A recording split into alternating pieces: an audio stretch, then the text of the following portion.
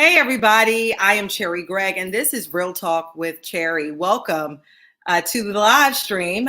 This is Thursday, it is 8 o'clock. Real Talk is my personal community give back. It airs on live stream on YouTube and Facebook every Monday, Tuesday, and Thursday at 8 p.m. We have a wonderful show for you guys. I want to give you a chance to get into the live, tag a friend and share this video. We have two amazing guests coming up today. And we're going to be talking politics. We're going to be talking Pride Month. We're going to be talking women in office. I cannot wait. Shout out to everybody who's been keeping the pressure on in the recent days as we call for justice for George Floyd.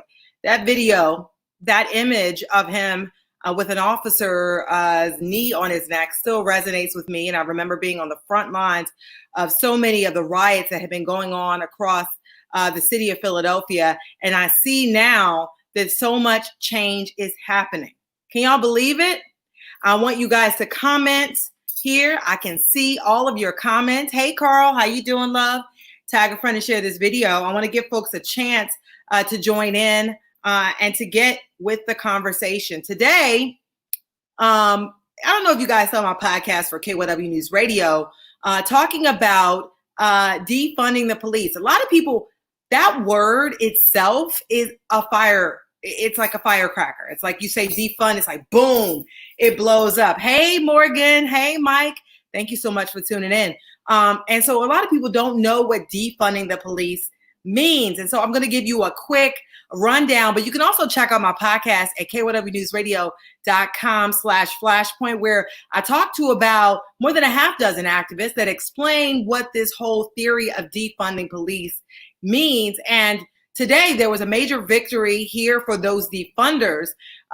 There was $33 million that was supposed to go to the police department that will no longer go. So those monies will be reallocated to other things that people have said actually prevent crime. And it was very interesting. Commissioner Danielle Outlaw spoke to the Black journalist earlier this week, and she actually said that she believes that police are doing too many jobs. They're acting as social workers. They're acting as mental health professionals when there's probably people who are better trained to have those things. And she also mentioned that they have to think about where they respond. Not everything deserves a police, which is basically a paramilitary response. So you can expect some change in that regard. So tag a friend and share this video. I'm really excited because we have a rising star in the Democratic Party on tonight. State Representative Malcolm Kenyatta represents portions of North Philadelphia. I met him several years ago before he was a state rep. And he came in, he has a very powerful voice, right? Very powerful ideas. And, people have recognized that. So I'm going to show y'all something. I'm going to put this up because this image of him with his finger pointed, and I'm going to push play and just play a little bit of this video so you guys can see why he's kind of got over 1 million views on this. Here it is. You might not care, but I care about the people I serve, and I wish you guys would act like it.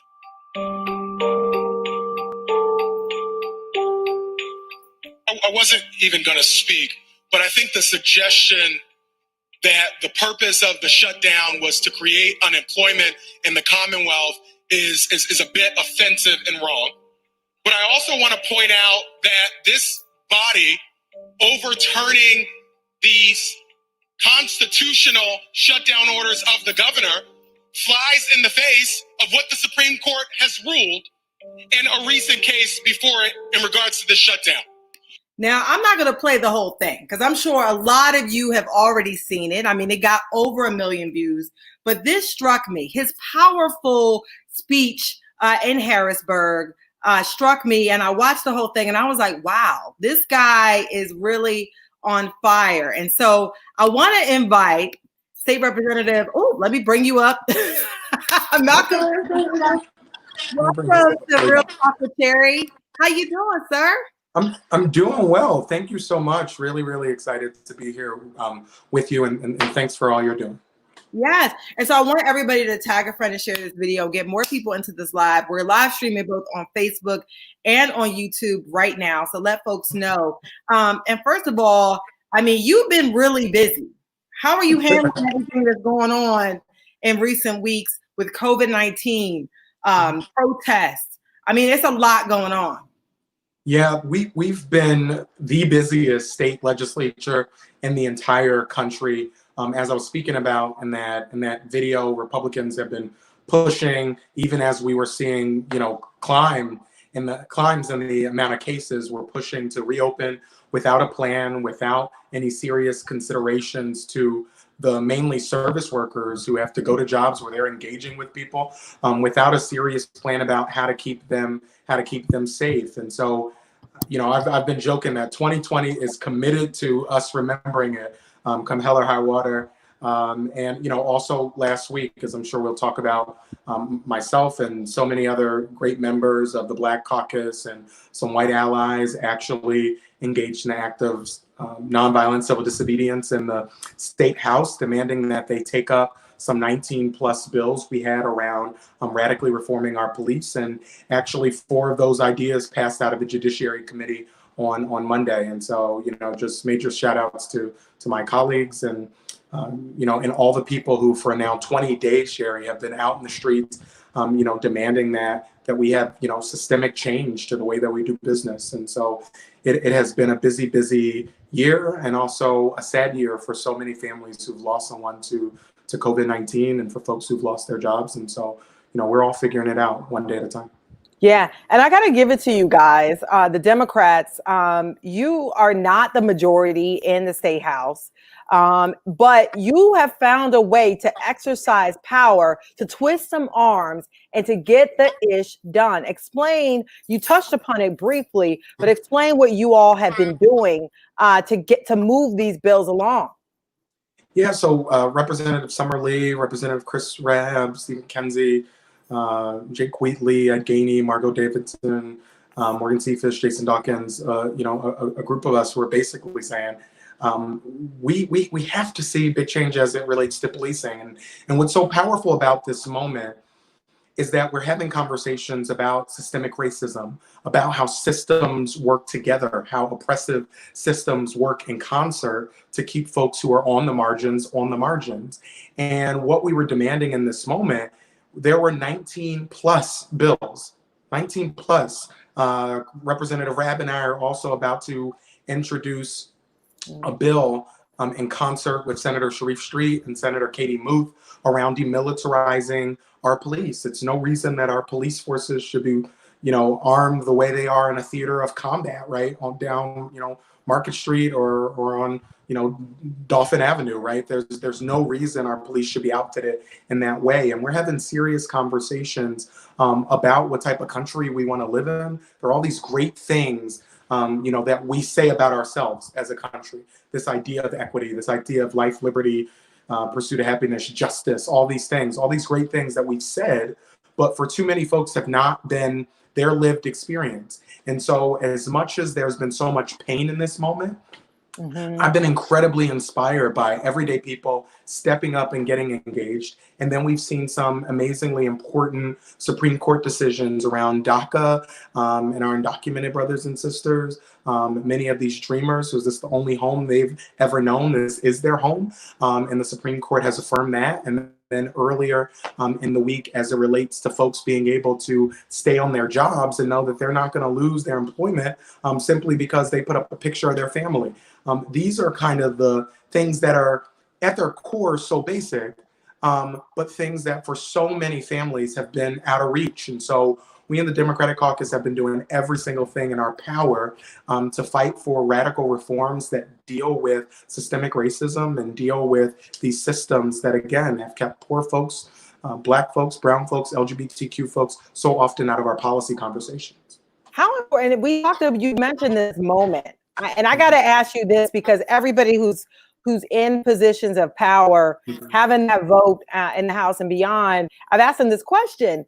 Do you think you guys would have the momentum to be able to push these type of bills through if we hadn't seen the type of destruction that we saw and the type of mass protests we've seen across this country happen? No, you don't get anything big done without public pressure. And what we've seen is what, I was talking to a group of young people today about their ability to manifest change. All these Mm. bills that I mentioned, these bills were introduced over a year ago. So the ideas are there. I think that there are a lot of great folks who I work with who have been leading the charge on this. Jordan Harris, Representative Harris, put together a group of us, a police reform working group, and we've identified, 5 different sections of things that we ought to do to radically reform policing. And again, these aren't new ideas, but the momentum to get them done and the political will to make it happen only happen because of the people who are out in the streets. And so this is the victory of a people-powered movement, and this is the type of change that we can have on a whole host of issues if folks get engaged and actually recognize how much power they have. Yeah. And I have to tell you, and I said specifically, I said, wow, with the Rizzo statue, Yeah. they couldn't get it done, but all of a sudden people blow up a few police cars.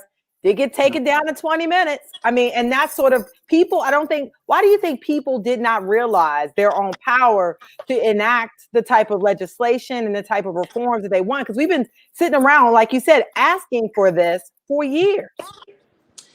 I think that there's a concerted effort to get people to not recognize the power of their voice, and particularly the power of nonviolent civil action. There's a concerted effort to get people to not be able to exercise their right to vote. And again, I'll go right back to this conversation I was just having with some high school students just before you and I started talking, Cherri. And I was saying to them that, you just think about it. Think about all the interests that are aligned to keep folks from being able to vote, to keep folks from being able to engage in our civil society and all these barriers to true civic engagement. Why do they exist? Why do people spend the time doing it? They do it because they recognize when we come out, not just to vote, voting is a huge, important part of it, Yeah. but when we come out and use our voices and build the multiracial, multi-generational coalitions that we need and make it clear to the powers that be that change needs to happen, it helps change to actually happen. And so, a lot of these conservative interests who are trying to block progress around gun reform, trying to block progress around women being able to have autonomy over their body, us having an education system that actually invests in all of our young people, us getting to a place where every single person has health coverage in this country. You think about all that progress that we need to make, and all the folks who have set up organizations, institutions, spent millions of dollars to try to block people's voice in that way. They're not doing it for no reason. They're doing it because when people get sick and tired of being sick and tired, and people stand up and basically say, this is our country, and this is the type of radical progress we need to make. When we do that, big things can happen, and we're seeing it right now. And so I'm incredibly grateful to every person who stepped up and continues to step up. We're 20 days with people consistently in the streets demanding change. So I'm a somewhat of a cynical person. Journalists tend to be that way. And I say, I always ask, we've been asking the question, is this a movement or is this a moment?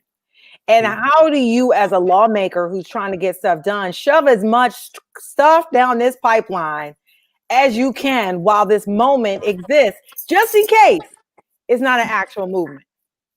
I think both things are true. There's been a movement that's been going on for a long time, but those windows of opportunity certainly open and close. And we have one that's wide open right now. It's a door that's wide open. And again, I think the most powerful part of this moment is that, yes, we have to do things around banning chokeholds, and we have to do things around reallocating funding to the areas where it actually needs to go. Mental health is an area that's incredibly important to me. We have to do things about demilitarizing our police. We have to do all those things. But I'm seeing a lot of folks having the broader, deeper conversation about systems of oppression.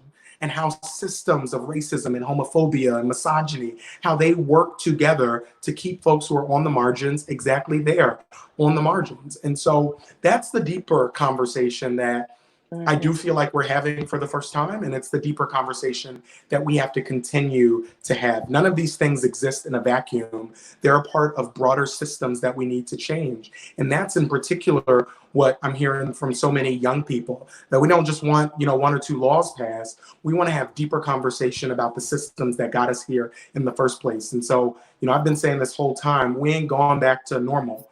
Normal got us here. Yeah, and I got a shout out to Raul Hernandez said, "We done talking." Absolutely. We done talking. And so, there's been a lot of symbolic change very quick. Yeah. The Rizzo statue. We hear they talk about getting rid of Aunt Jemima, okay? Getting rid of Uncle Ben's. There's a lot of talk about this symbolic stuff. How do we go from, because and you're focused on actual change, not just symbolism. Well, let me push back in this way. Symbols matter, right? And so I think that we need to embrace all the changes that are happening. There's been generations of folks for over a decade, right? Of folks who've been trying to get the Rizzo statue down, and there was a confluence of events that allowed that to happen. And I think we ought to celebrate that. That statue of a man who is as homophobic, racist, xenophobic, brutal as he was, at the entrance of the Municipal Services Building, a building that all of us who live in this city have to engage with, and is really at the front door welcoming folks into our city. It is important that we get rid of those images and those symbols. Those symbols are inherently violent in their nature. And I think that ultimately we should probably stop immortalizing racists and homophobes. And so I want folks to also feel some pride in the symbols, because symbols do matter. Symbols communicate something about what our values are. And so not only do we need to, again, have that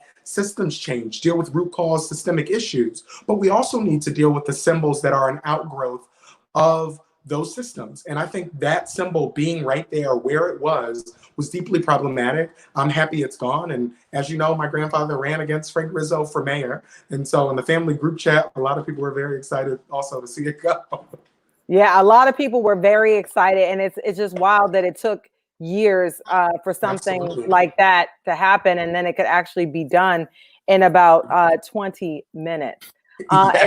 And so let's shift a bit, because this is Pride Month, LGBT Pride Month, and we just, it's a celebration, but it also became a time of mourning just a few days ago with the death of Dominique Remy Fells. Could you talk about that? You tweeted about it, and it was just such a brutal act against this transgender woman, Black transgender woman. It was. Let me start by saying this. Police reform is about the LGBTQ community. LGBTQ rights and the fight for LGBTQ rights was actually born out of protests against police violence. Mm-hmm. And so as we celebrate Pride, we need to remember that Pride started as a riot. And so we need to, Pride is not about Coca-Cola turning their cans rainbow or whatever for a week. Pride and the celebration of LGBTQ equality was born out of folks saying enough is enough as it comes to the brutality of police. And so I think it's interesting that we're having this conversation about policing during Pride Month, but to the tragic loss of Remy. And this was a brutal murder of a Black trans woman. And this has become a real issue, not even become, but we're seeing every year after year, historic in a bad way, numbers of Black trans women who are being murdered, like murdered. And, Dominique's life mattered. She's not just a name. Her life mattered. Her life had value, and it was absolutely stolen. And this is one of those moments where we really do need swift justice. And as we, talk about the value of Black lives, it's always critical that we recognize that those Black lives exist on a spectrum. Black disabled lives matter, Black trans lives, Black non-binary lives, Black gay lives, Black lesbian lives. All those folks matter. And so it is important in this moment that we remember the most marginalized, even within our marginalized communities. And we know that our Black and brown trans women, year after year, we're seeing increasing violence against them. And it's on all of us to talk about that issue, to elevate it, and to talk about things like hate crimes legislation, to talk about things like full employment for folks in the trans community, and to have these deep conversations. They're critically important.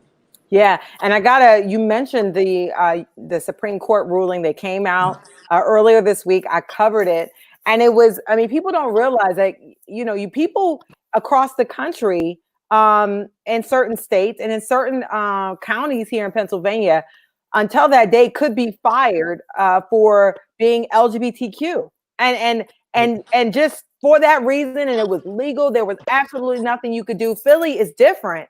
But I know a lot of lawmakers have been pushing the Equality Act, trying to make sure that that those protections exist.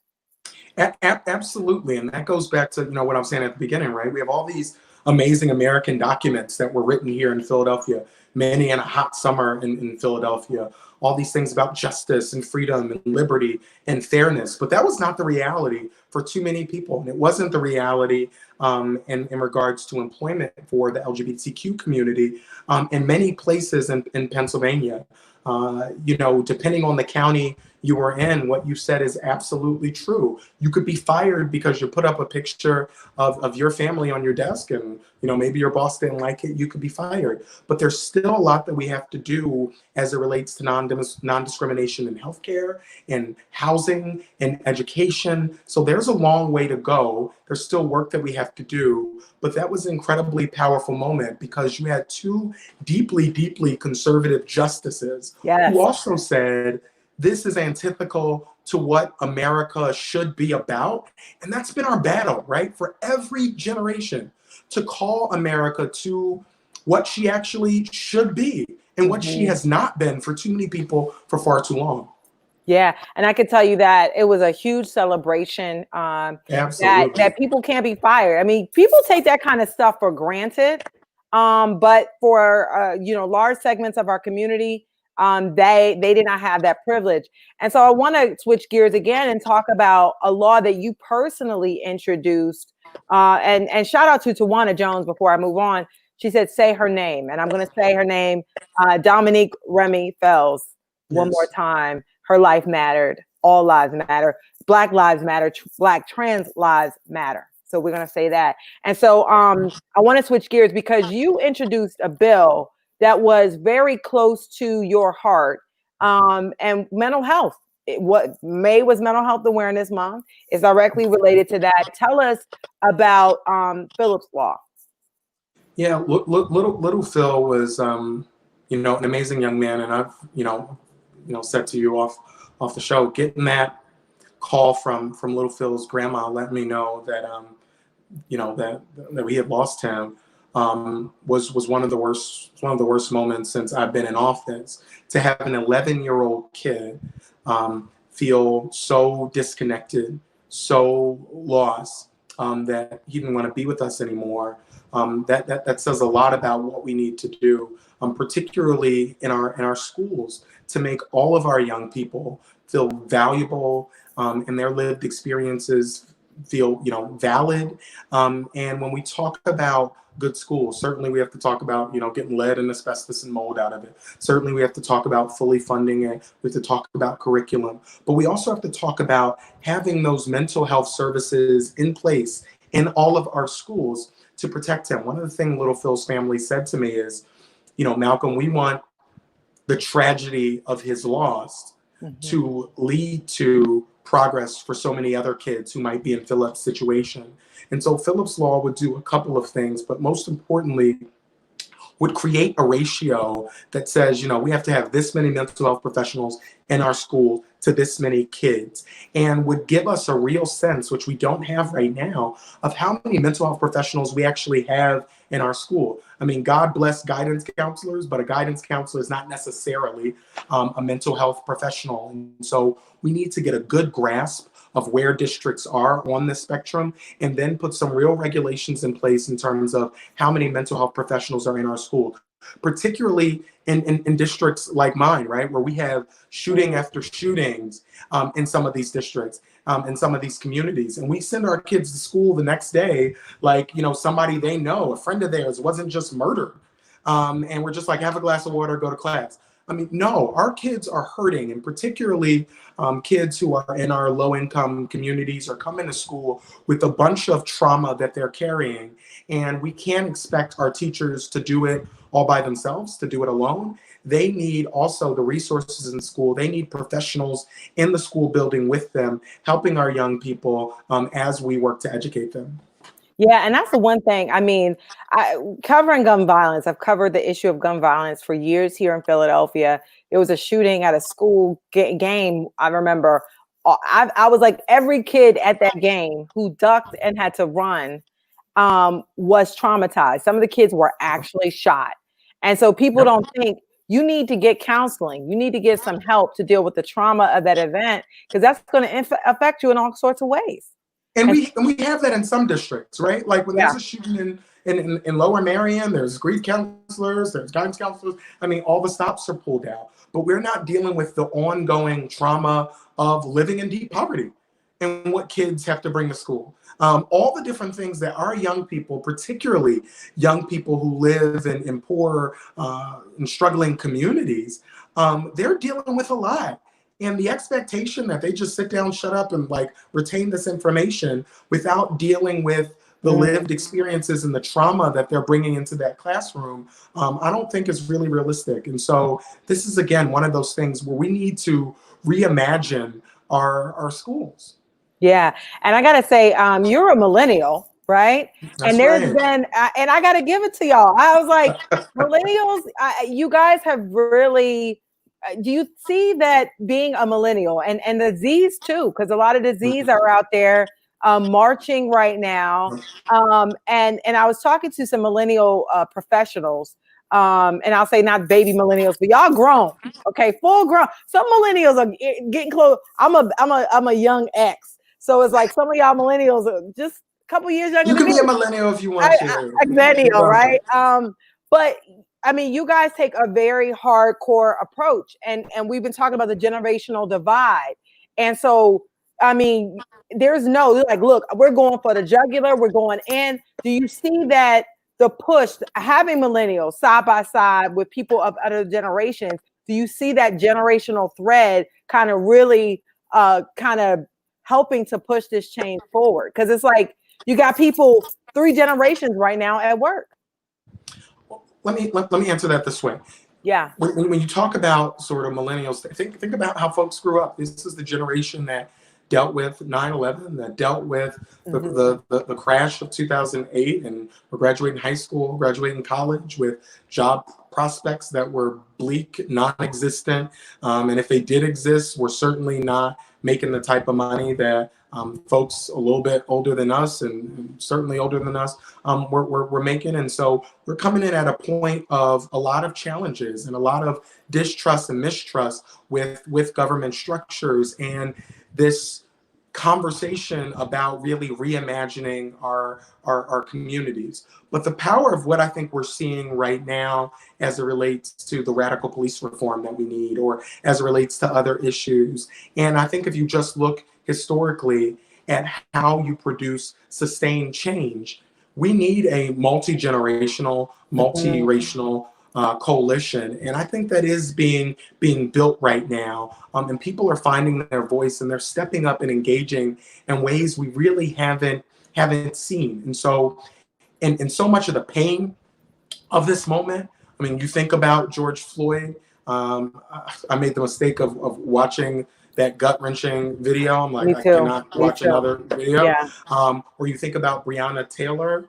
who was murdered in her bed. And let me just say, for the record, today would be like a pretty good day to arrest the cops that murdered her in her sleep.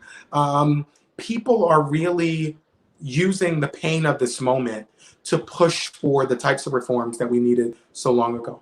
Yeah, and we have a couple questions from folks watching. Tawana says, how can Philly school psychologists support your work? Well, a part of the problem right now is that we have a Republican chair and Chairman Sonny who has not moved this bill. Phillips Law has 82 co-sponsors. That's a lot of co-sponsors for a bill. We can't at this point get a hearing on it. It's a bipartisan bill. We've not been able to get a hearing on it. So if folks can reach out to the chair, his name is Kurt Sonny, reach out to the chair of the Education Committee in Harrisburg and tell him to have a hearing and a vote on this bill. That would be incredibly, incredibly helpful.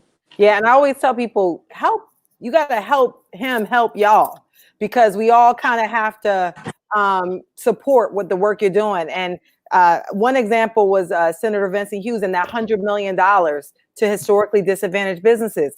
If those barbers and hair salon people hadn't burned it up, he wouldn't have had the extra push that he needed to get that done. And so people want to support you and your work to get things that they want done. So, Absolutely. And that's the type of partnership that we need. I say, like, being in elected office, and I said this when I was running for office, my campaign manager was like, don't say that. But the reality is, me being elected doesn't mean the sky's going to open, everything's going to change just as I got elected. Elected office, that's one role. But we need folks engaged. And just look at what's happening right now. People are stepping up and speaking out in ways they've never felt emboldened to do before. And it's a beautiful thing. And it literally is changing the way we do business in government. Yes. Making folks get it done. Y'all have been busy. I will tell you that. DRS Rainey says, are millennials going to the polls in November?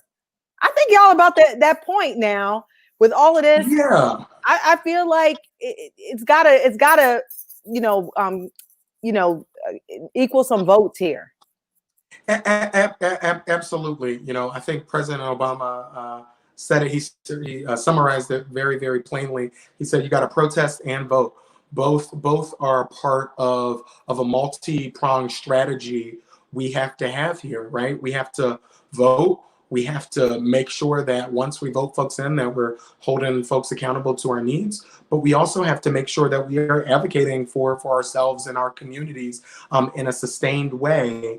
Because when you call your elected officials, when you write those letters, I know that sometimes like it's so frustrating. You're like, is anybody like fucking reading this? And sorry, I'm like cussing. But like, does anybody read this? Is anybody paying attention? I promise you, when you call people's office, and the people who work with them are like, listen, I just got 90 calls about this. I promise you, we know about it. We hear it. We hear you. And so tweet about it, Facebook about it, call people about it.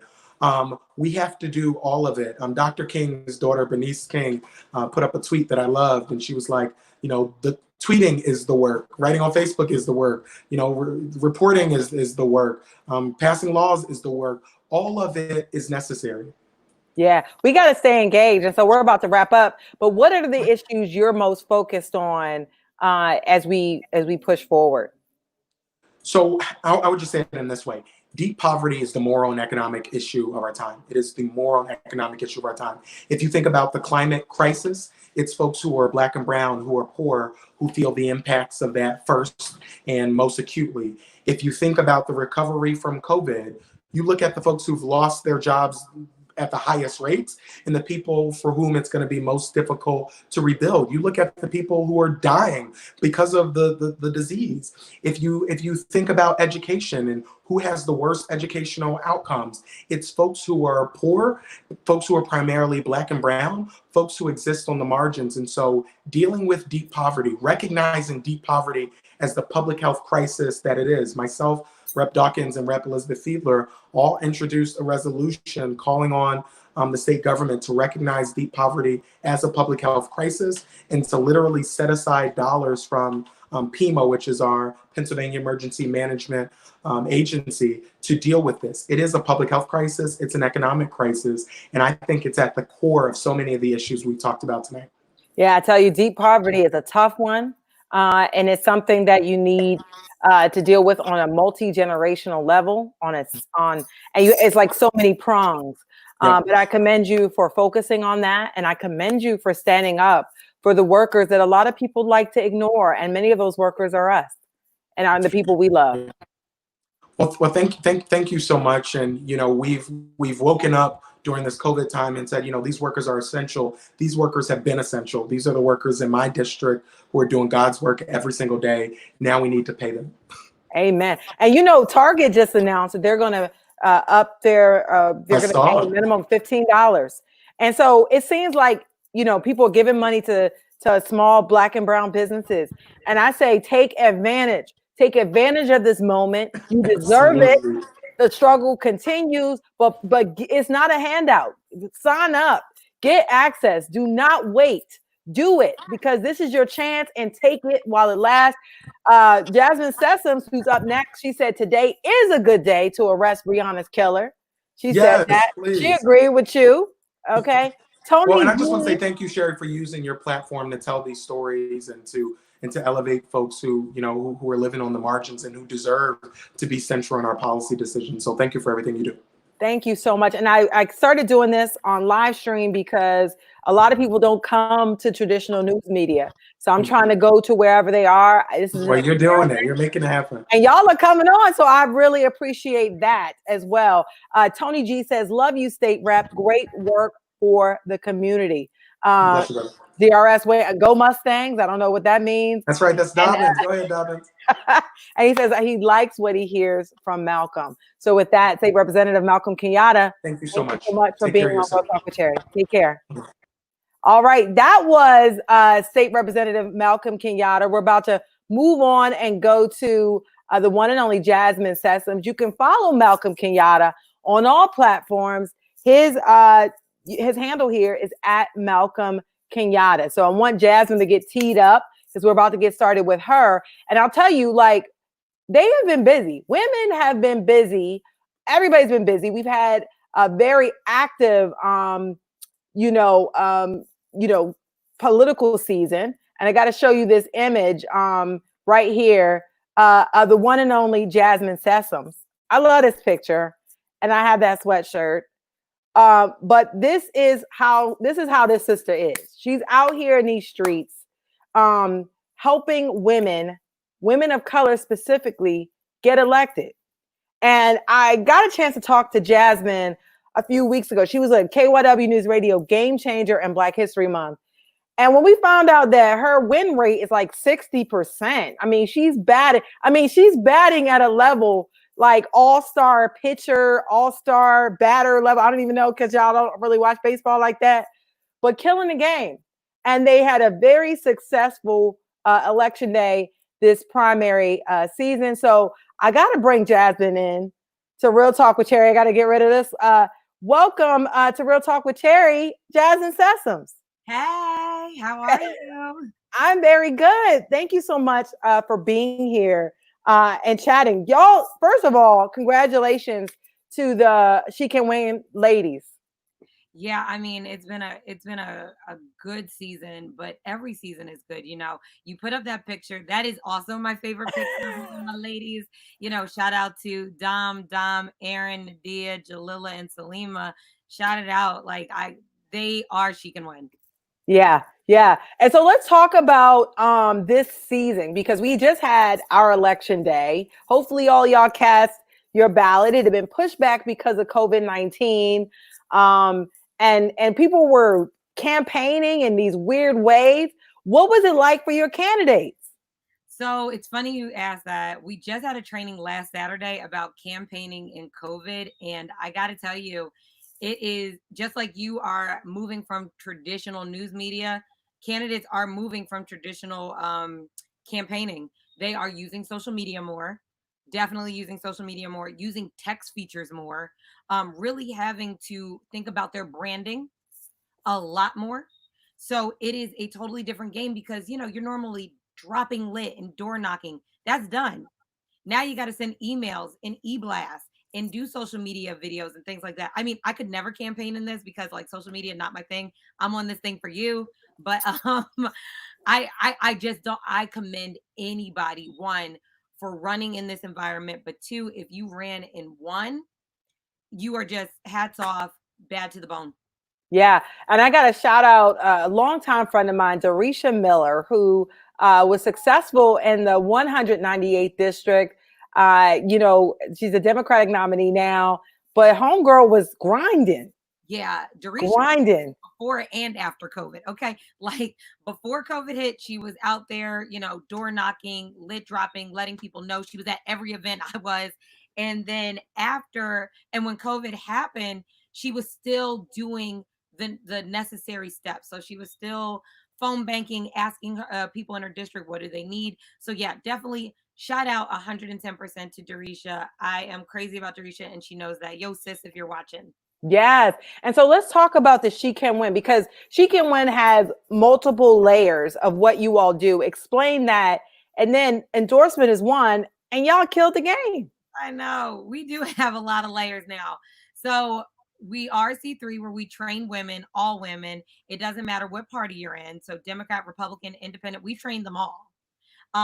We do a training, but then we have a PAC, a political action committee, where we invest in women of color candidates. So that is specifically for women of color. And we give money to help you, whether it's early money or if you need last minute money to get over that threshold. That's what we do. And then just recently, we launched the Giving Circle, and that is headed up by Dominique Gaz, who we gave money this go round to Black women-led nonprofits across the Commonwealth. Wow. You guys have been busy getting that cha-ching out to where it needs to be. And so you guys endorsed 4 candidates, and I put this up here in the facts, fun facts, 3-1. 3-1. So we did 4, Danielle Patterson in the 190th. We did Nina Ahmad, who ran statewide for Auditor General, and she is our Democratic nominee right now. She will be the first woman of color, if elected in November, to hold statewide executive office. So, that's big. That's huge. And shout out, we also did Joanna McClinton, who is our first Black woman Democratic caucus chair. And we did Representative Morgan Cephas, who chairs the Black and Brown Girls Initiative for the Pennsylvania Legislative Black Caucus. So our ladies are popping out here. Yeah, and you got 3 or 4. And I want to talk about this Nina Ahmad. Nina, I met her when she was on the executive board of Philly Now. And I mean, she's just a very powerful woman. Tell me how you mentioned that if she were to win the Auditor General position, where she's the Democratic nominee now, it would be history. Could you expound on that? Why is it no woman has been in a statewide executive office in Pennsylvania? Well, there has been a woman, but there hasn't been a woman of color. Yeah.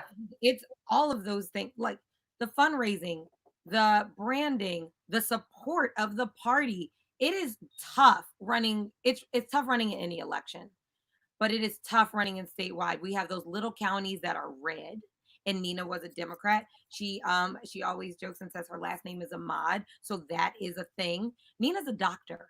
You know what I mean? And she's really approaching the Auditor General's race very differently and very scientific. But I got to tell you, women of color, they have a harder time fundraising than their Caucasian counterparts.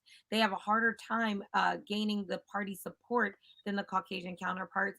And point blank period, that's not something that is within our grasp. Like when you think about running for office as a Black woman, the first thing you think about is who's going to take care of them kids, my husband, my household, my job.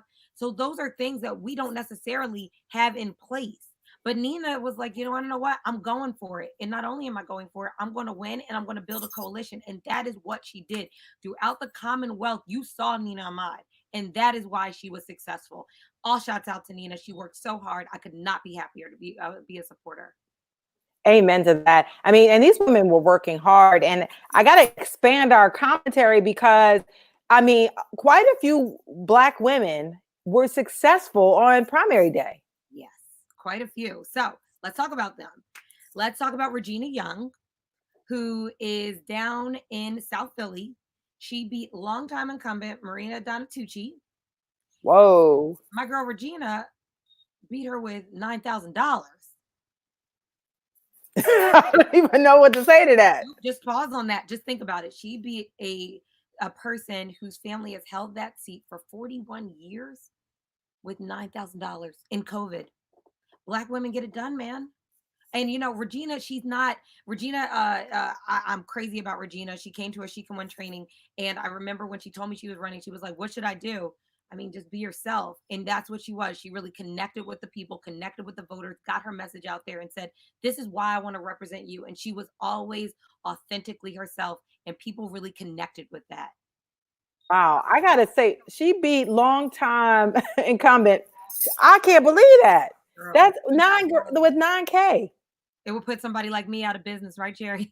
Oh my God, that's crazy. And so, but 9 Black women, if they all win in November, again, history. Again, history. So if everybody wins in November, there will be 9 Black women serving in the Pennsylvania State House of Representatives. Never before has there been 9 at the same time. So this is history. And in some way, somehow, I am proud to say She Can Win has touched all 9 of them. So I cannot be prouder. Black women do lead. When we have a reflective government, Cherri, it makes the Commonwealth a better place to live, work, and play. Yes. I could smile all day about it. I mean, I could literally I get goosebumps talking about it. I cannot wait to see what those 9 women are going to do to make our Commonwealth better. Yeah. And it's so, and Malcolm was on earlier today. Yeah, talking about some of the efforts that the Democrats who are in the minority have been, using some of the efforts they've been putting in place to actually get stuff done. Because for a long time, because the state house and the state Senate here in Pennsylvania are Republican led, I mean, you didn't feel like you were adequately represented, but somehow, some way, they've been shoving stuff down people's throats. Look here. Is Rep Harris on this joint? Well, I see his mama's on there. Yeah. Hey, Mom Karen. Hey. Oh, that's Karen Harris. Hey, Miss Karen, how you doing? That's Mom Karen. Shout out to her. But, with the leadership of Rep Harris, the leadership of Rep McClinton, Rep Kenyatta, Rep Dawkins, they went and took power. You understand what I'm saying? They were like, enough is enough. People are dying in our districts. Enough is enough. And we will not have not one more session until you hear what we have to say. Those are those young people in leadership doing it, saying enough is enough. And that is why we need more people like them in office. That's what keeps us going as She Can Win. I want to see them standing up there at that podium, and they got to cut the feed in Harrisburg because they don't know what's going on. And they're saying enough is enough. You will hear our demands and you will listen to our constituents, because Black people are dying day in and day out. And this is the end. Yeah. And they've been going viral. I mean, you got Jordan on the, all up in the New York Times, up in the Washington Post. You got Malcolm getting 1 million views. That's right. You got, op-eds penned by Joanna McClinton. That's right. I mean, they not playing at all. There is no time to play. Yeah. We are in the streets dying. There is no time to play. They serve the people, and they are using their voice to serve the people. And that is what we put them there for. Because, Cherri, you know my saying, we put you there, we can take you out, but none of them should ever come out, because they are truly doing the work of the people. Yeah, they're busy. And so, Pennsylvania, history could be made this November, but you got to get out and vote. And so I want to shift to the national election a bit, because we've had some discussions about this, Jasmine. And, there's this big push. I mean, Joe Biden is the Democratic nominee. He's going to take on Donald Trump, our incumbent, in November. But he hasn't announced his VP pick yet. And there's a large swath of people pushing for a Black woman. What's your thought on this? See, now, my thought pattern has changed, because I know my thought pattern has changed. So let's talk about what I used to think. Before Biden has put the foot in his mouth time and time again, I was saying I am not of the school of thought where he has to pick a Black woman VP. First of all, Biden is problematic to begin with. I'm going for him because I can't do it anymore with Trump. But Biden is problematic, Cherri. He has a weird voting history. He has a slight slip of tongue, and he has some women issues, some Me Too issues. A Black woman as a VP would be answering those questions and taking them hits day in and day out. And to be very honest, For me, a VP is what, 8 years? What is our end goal? Do we want a Black woman president? Well, statistics show that when you run for VP, only I think 14 VPs have ever been elected to president. 9 of them were actually like voted in by people. The rest of them, they got in by somebody dying or being impeached. So that's not a win rate that I'm comfortable with. If that is our long game to have to say we want a Black woman VP to get her to president. You know what I'm saying? I rather focus on the Supreme Court. That's forever in my Cardi B voice. Why are What? It is the Supreme Court justice is forever. So I agree. I agree. Why are we so hyped and focused and laser focused on that? Where we can put the pressure on him to make sure that he lives up to that Supreme Court justice appointee as a Black woman. And therefore, she will be there until she either dies or decides to leave. Now, on this day, dun, dun, dun. 2020, what is it, 16th, 18th? I got to tell you, Cherri, Biden going to have to go ahead and pick that Black woman. Biden done stumbled a bit too many times. I'm going to need him to have a seat and just let the Black woman talk for him. Yeah. Yeah, I'm gonna need him because we do not have time for Black people to say, you know what, I can't do Biden, I can't do Trump, I'm staying home. We can't do that. But we will come out. Black folks will vote for a Black person. I mean, people were coming out voting for Obama like that was their son, like that was their cousin, like that was their brother. We're gonna need that energy, and the only people that can bring that energy right now is a Black woman. See, but I'm trying to tell you, Cherri, I promise you, 2 months ago, I was not on the Black woman VP train. I was like, look, I need a Black woman Supreme Court justice, but now I'm gonna just need a Black woman to take this over the finish line. But why not both? And I had this argument within a group chat of some of my friends. They said, you know what? Everybody else will go for both. Why we gotta be either or? Like, why can't we just say, why can't folks say, you know what? There should be a Black woman VP and there should be a Black woman Supreme Court justice. Your thoughts on that one? Now, Cherri, unpopular opinion, because we are realists and we know that in this world where Black people are being lynched and murdered right in front of us, they're not giving us both. Yes, we can demand both and we deserve both. We put in the work for both. But if I have to pick A or B, Supreme Court justice is what I'm going for all day. And I'm putting all my efforts and all of my energy and using my voice until I have no more breath in these lungs to say, give me the forever. You can keep them 8 years because I'm gonna get a Black woman to the presidential seat a different way. I'm not taking the odds of 12%. You know what I'm saying? Let's throw the wrinkle in there. All right, let's throw the wrinkle in there. Now, Biden is of a certain age. Okay, the man is old. Let's just put it out there. Let's just keep it 100. He says, and there's whispers that he may only do one term. Typically, one-term presidents kind of tee it up for their VP to run in the next term. We saw it, and not saying that they would win, okay? Because Clinton, his VP ran, he lost, but by like this much. By this much, but he did. By this much, and Joe Biden probably would have won years ago had he run against Donald Trump. I mean, had he been in the race, who knows? But I'm just saying. That wrinkle, does it change your analysis? No, because I can't bet on that old man dying or leaving because he might get real comfortable in that seat and want to run again. No, I'm not betting on my man being just extra old because I got to tell you, Trump is extra old too. And he is gladly running for a second term. Nope, not banking on it. We got to get there a different way. Give me the Supreme Court, friend. That's what I need. That is what I am demanding. Yeah, and I will tell you that as a court nerd, I'm a Supreme Court nerd. I think Ruth Bader, Jesus be the fence on Ruth Bader Ginsburg.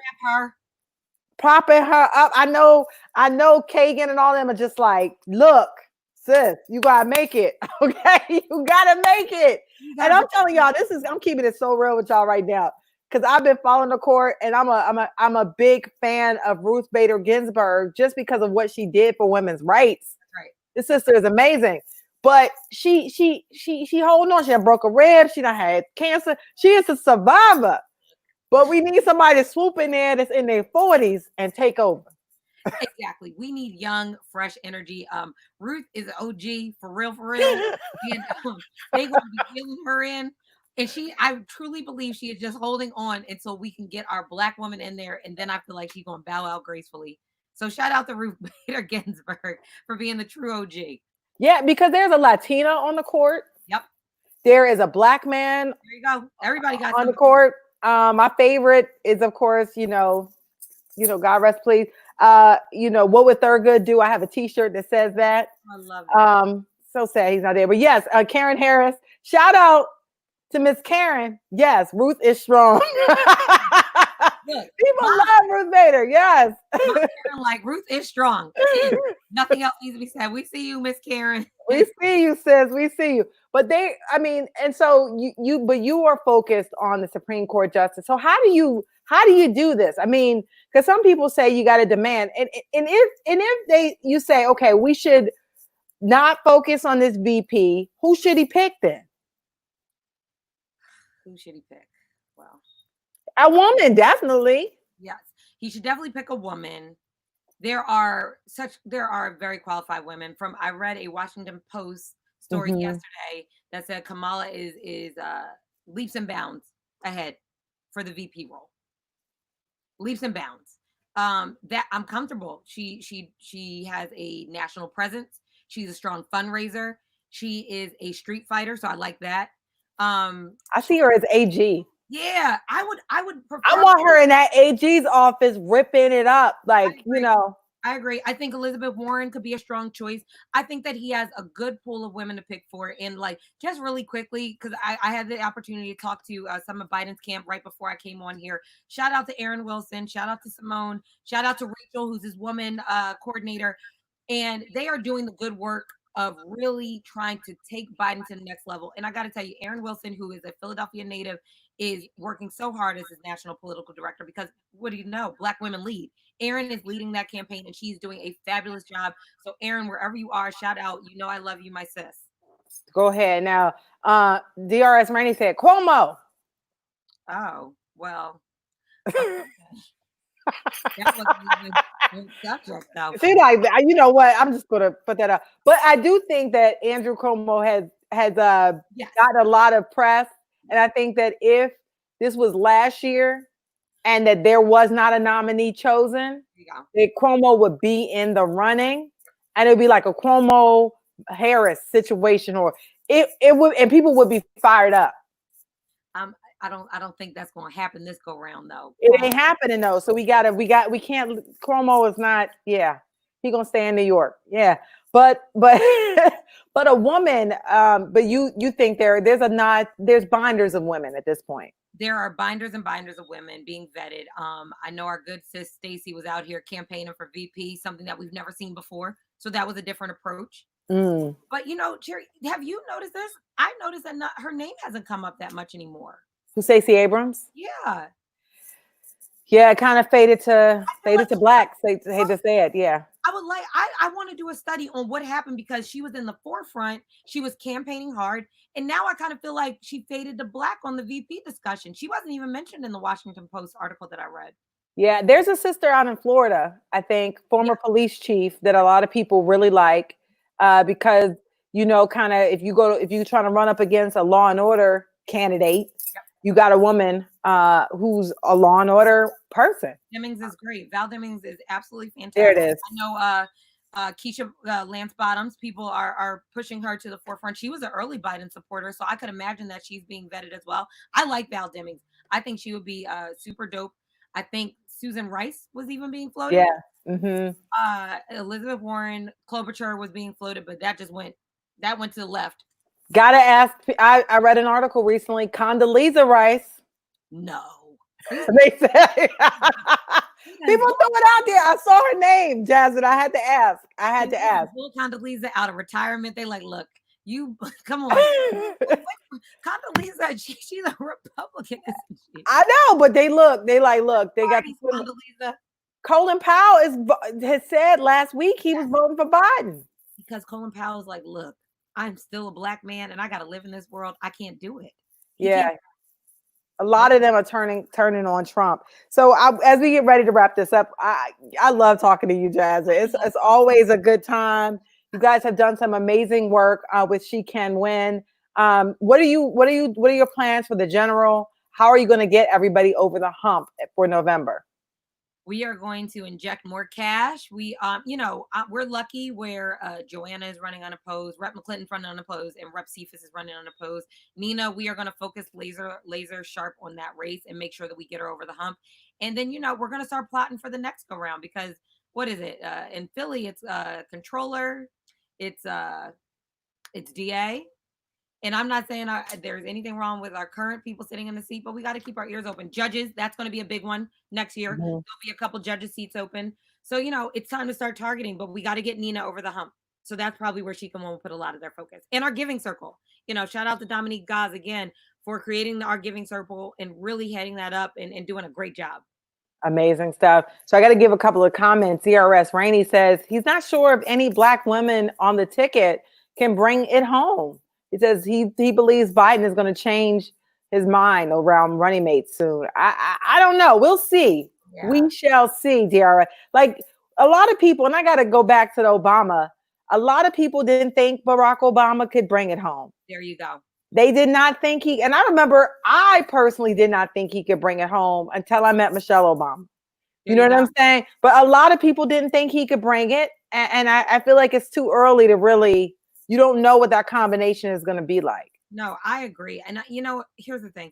Black women are 96% of our voting block here we vote, 96% of us vote in the Democratic Party. Let a Black woman run, we will come out in droves.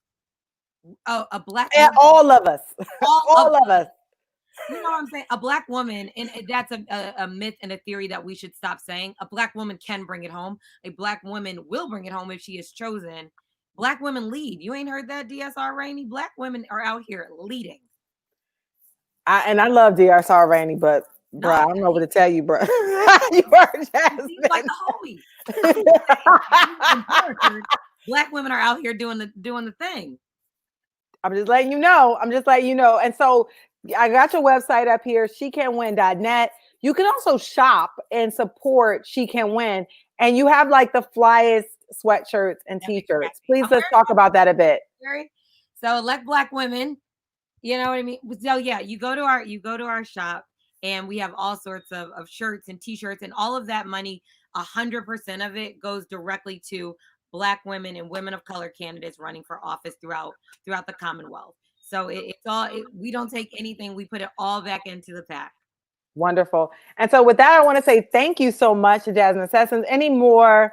Lynette Medley gave a double arm pump for your defense of Black women. And DRS Rainey sticking to it.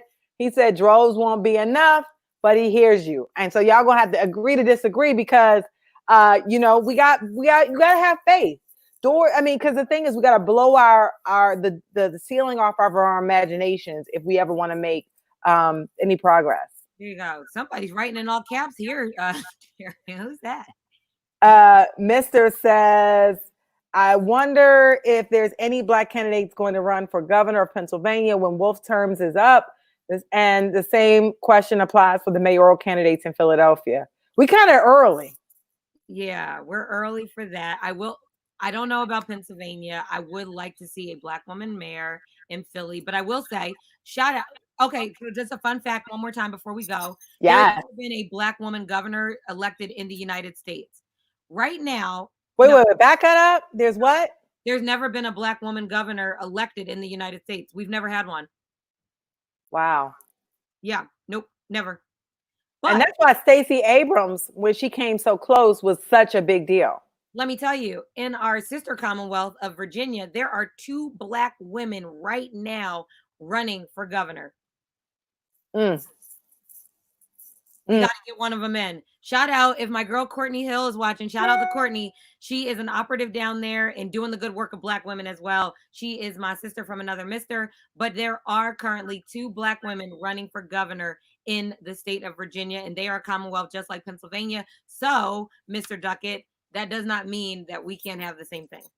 Yeah. And I shout out to those. I mean, it takes a lot to run. You told me, you schooled me, Black women have to be asked multiple times. 9 times or some crazy number? Women have to be asked 9 times to run for office. 9 times.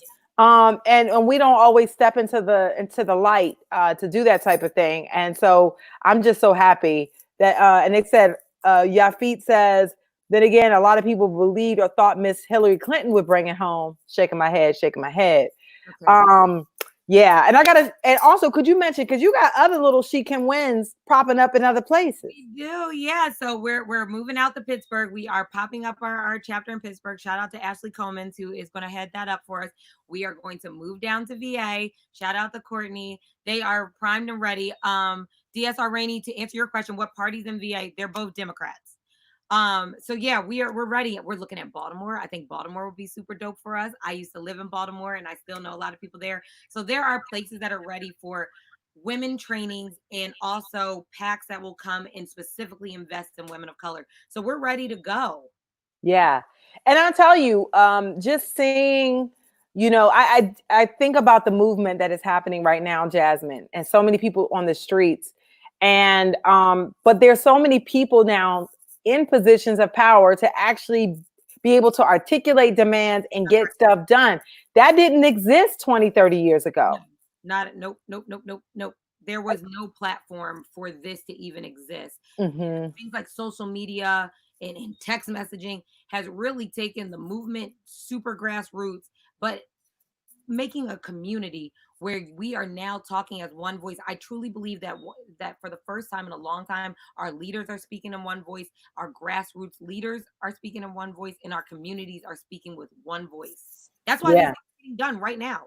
Yeah. And I had somebody say to me, Miss Cherri, with all due respect, y'all generation was Martin Luther King in it. And I was like, and stuff didn't get done. We're going to do it this way. And I'm like, look, but you need everybody. There you go. Because you got people who are elected who now may not have been doing what you're doing, but they there to actually take what you are asking for and getting it done. So it's like, it takes a lot to get stuff done. And we need folk like you, Jasmine. Yeah, because I'm never running. So before the comments come, I'm never going to run. My job is to be a queen maker. And I like that. I like that. Queen maker. And I got to shout out a couple more comments before we wrap up. People like you, Jasmine. They pop it in late, but they pop it in. Terrell says, I'm voting for whoever put an opportunity directly into the hands of people for grassroots. That's fair. He says, Joe crippled the black. I don't know what that is, but yeah, whoever and Tawana says, that's what it takes, a political will and the push of the people.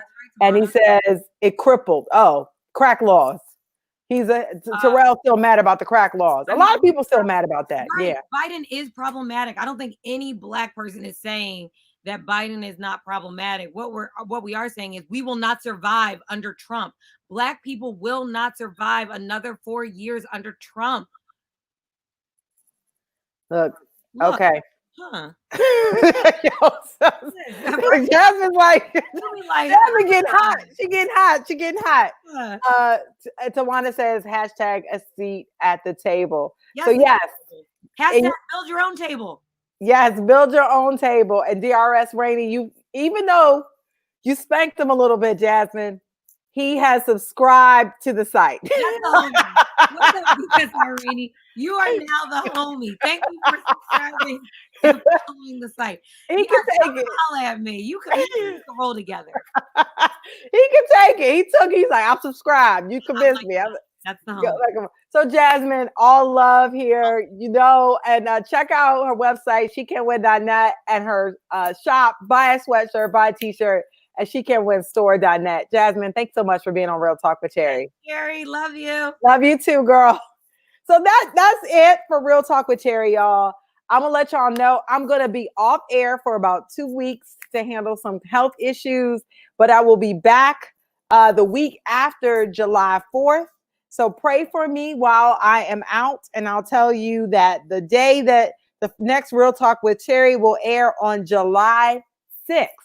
So I will see you guys on July 6th with a whole new list of guests and my energy and all that kind of stuff. So thank you guys for all your support. And please tag a friend and share this video. We had State Representative Malcolm Kenyatta, rising star in the Democratic Party, and She Can Win founder Jasmine Sessoms. Thank you both for being on Real Talk with Cherri. And thank you guys for all your support. And I will be back again, the next episode of Real Talk with Cherri, July 6th. So I'll see you guys when I get back. And thank you all for your prayers. I really appreciate that. But I'm going to focus on my health for a couple weeks, take some time off. I'll see y'all later. Take care. Bye.